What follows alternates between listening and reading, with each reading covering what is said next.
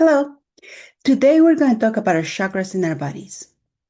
More than likely, you heard about the chakras we have in our bodies, and perhaps even file it under woo-woo or metaphysical stuff that you really don't care to learn about it.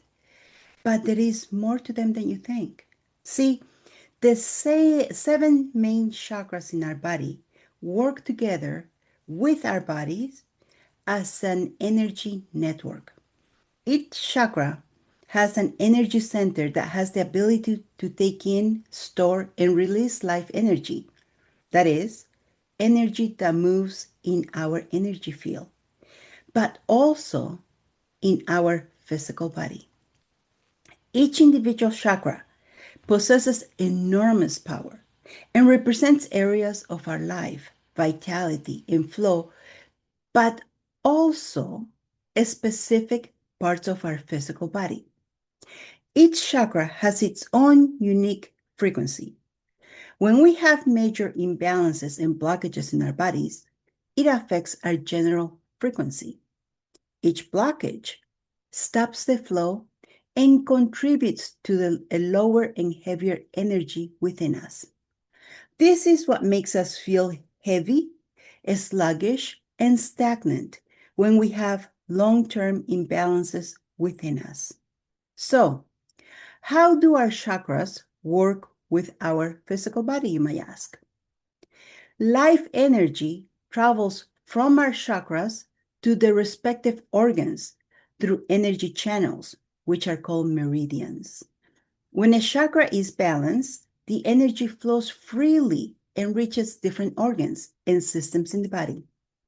But if we have blocked energy in the chakra, it becomes difficult for the energy to flow as it should, which prevents the energy from reaching the respective organs.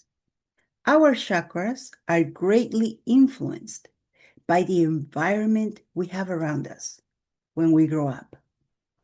If we grow up in a family where there is unconditional love, security, stability, it is that energy that is absorbed in our chakras. Our chakras react in a positive way, and the energy can flow as it should.